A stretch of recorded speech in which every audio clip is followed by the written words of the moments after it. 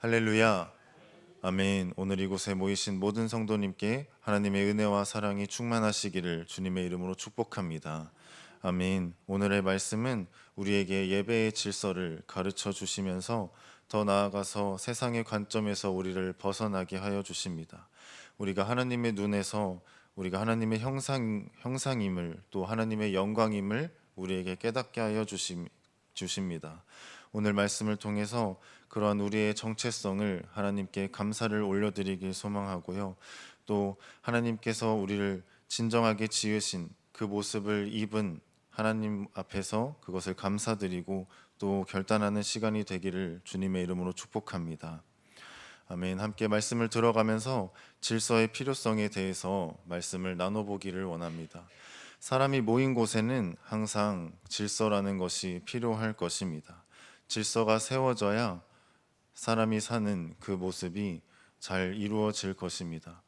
질서가 세워지지 않은 도로, 또 질서가 세워지지 않은 줄서기를 함께 생각해 보았으면 좋겠습니다. 질서가 없다면 그 도로에 혼란과 사고가 가득할 것이고, 또 질서가 없는 줄서기가 있다면 그곳에 싸움과 나의 주장만이 가득할 것입니다.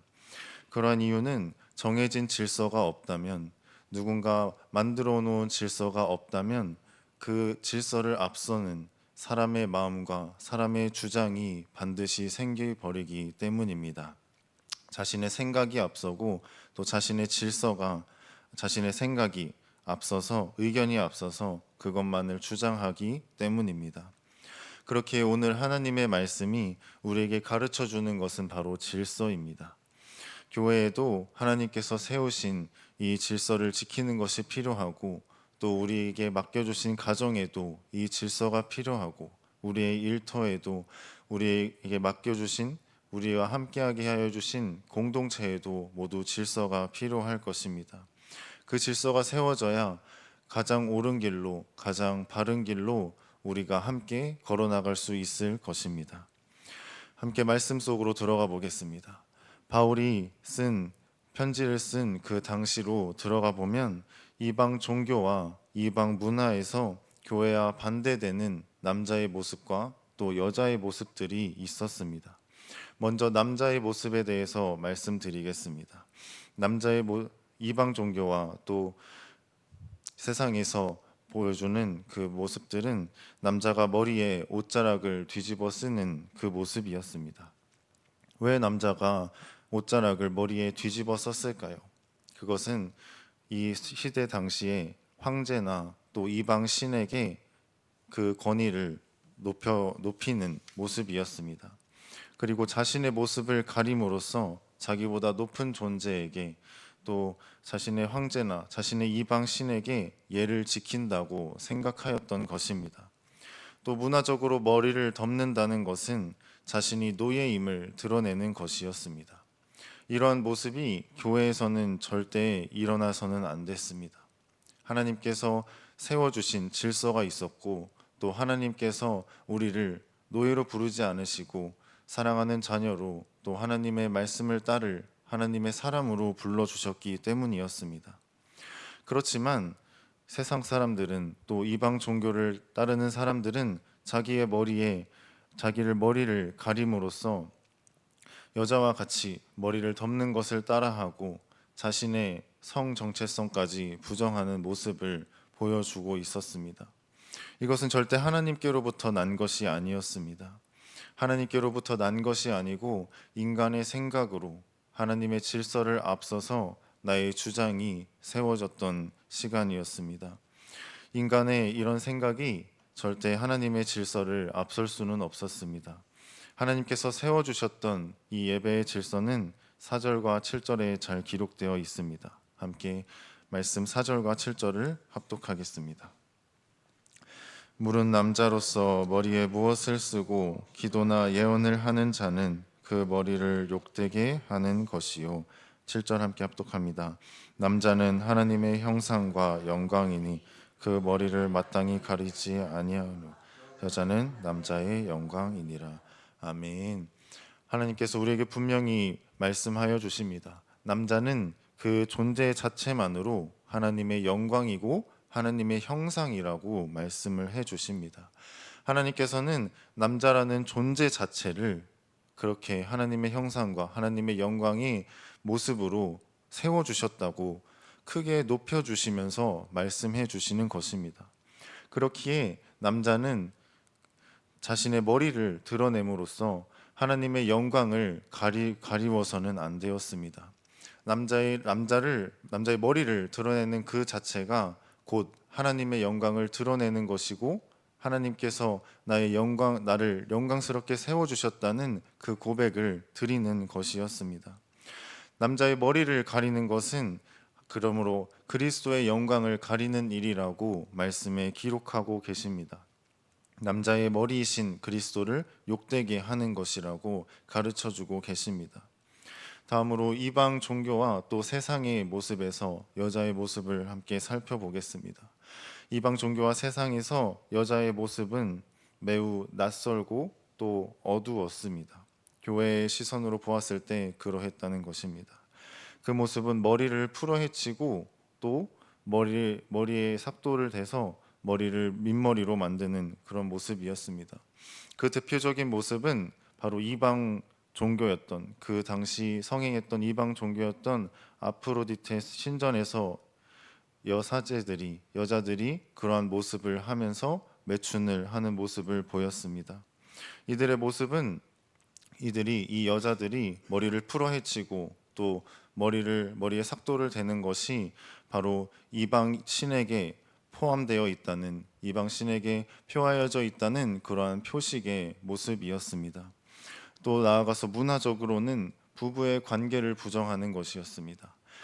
내가 남편에게 속하여져 있지 않다, 나는 남편과 관련이 없다라는 그 관계를 부정하는 행위였습니다. 또 그 모습을 바라보는 사람에게는 수치스러움까지 유발하였을 것입니다. 이러한 모습을 보면서 이러한 모습이 교회 안으로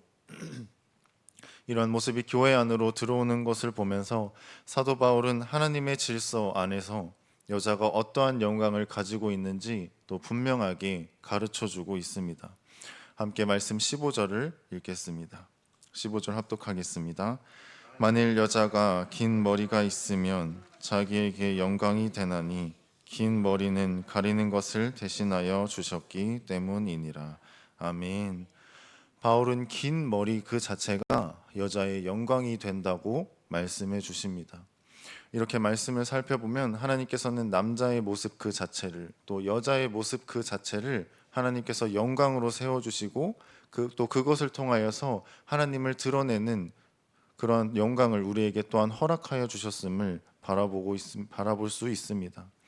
그러므로 하나님의 질서 안에서, 하나님의 지으심 안에서 이러한 여자의 모습이 곧 하나님의 영광이 된다고 우리에게 가르쳐 주십니다. 또 여자의 모습은 그 자체만으로 명예가 된다고 말씀해 주십니다. 하나님께서 지으신 그 모습을 볼 때 하나님께서 여자에게 이렇게 말씀하시는 것만 같습니다. 너는 나의 빛이다. 내가 너를 빛으로 지었다.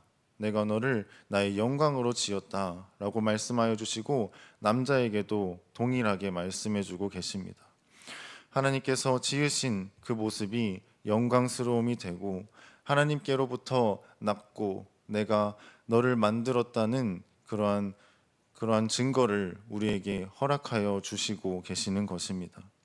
그러므로 여자는 그 모습 안에서 영광을 얻으면서도 예배의 질서에 순종하고 하나님께서 세우신 이 세상의 질서, 남자의 질서와 또 여자의 질서에 순종하는 모습을 허락하여 주시면서 머리를 기르거나 또 머리를 가려야 함을 그 당시에 가르쳐 주셨습니다. 우리는 지금까지 남자와 여자가 예배에서 지켜야 할 질서, 또 하나님의 세우신 질서 안에서 행해야 하는 그 모습들을 함께 발견해 보았습니다. 이제 우리가 세상 속에서 우리를 향한 하나님의 질서와 또 우리의 존귀한 모습을 잃지 않기를 소망합니다. 하나님께서는 예배의 질서를 통해서 남자와 여자를 지으심 그 속에서 우리에게 영광을 허락하여 주셨습니다. 남자는 하나님의 영광이 된다고 말씀하시고 여자 또한 하나님의 영광을 드러내는 존재라고 우리에게 말씀을 해 주십니다.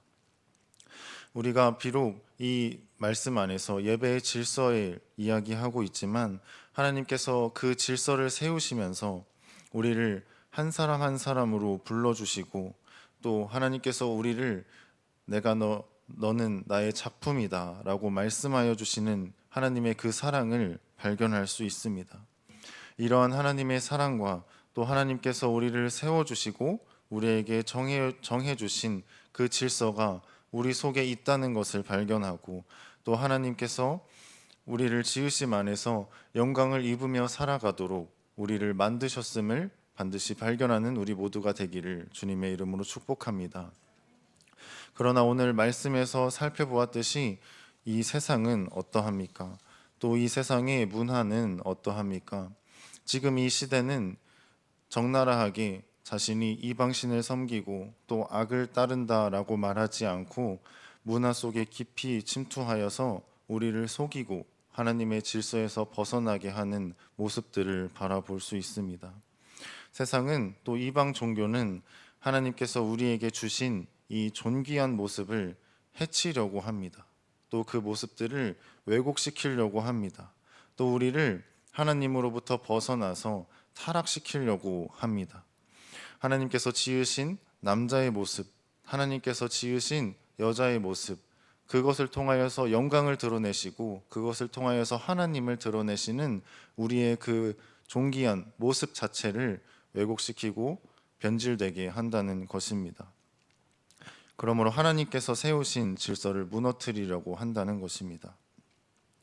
그 모습이 지금 우리가 살아가는 세상에서도 다양한 왜곡의 모습들, 또 다양한 타락의 모습들, 또 다양한 혼란의 모습들, 무너짐의 모습들, 그러한 힘들과 세력이 여전히 성행하고 있음을 보게 됩니다. 하나님께서 하나님께 그 영광을 돌려드리는 우리의 모습이 있고 또 그 모습을 가지고 하나님 앞으로 나옴을 지켜지는 예배의 질서가 그 예배의 질서를 무너뜨리려는 그 모습이 있는 것입니다. 단순히 우리의 모습을 변질시키는 것뿐만 아니라 그것을 이용하여서 예배로까지 우리의 모습들을 변질시키고 타락시키고 그렇게 한다는 것입니다. 오늘 말씀을 통해서 하나님께서 우리에게 가르쳐 주신 이 예배의 질서, 또 우리의 모습을 통하여서 허락하여 주신 하나님의 형상된 우리의 모습과 또 주님께서 지으시고 만드신 그 질서를 단단히 지켜야 할 줄로 믿습니다. 우리에게 남자의 모습 또 여자의 모습을 통해서 세우신 그 질서를 잃지 않고 그 모습 가운데 하나님께 영광을 올려드릴 때 하나님께서 세워주신 질서가 유지되는 줄로 믿습니다. 그 안에서 하나님께 온전한 영광을 올려드릴 수 있는 그런 존재가 되는 줄로 믿습니다. 나에게 주신 그 영광의 모습이 그 영광의 모습을 통해 하나님께서 드러내시길 원하시는 그 예배의 질서가 우리를 통해서 이루어지시기를 주님의 이름으로 축복합니다. 아멘. 함께 기도하겠습니다.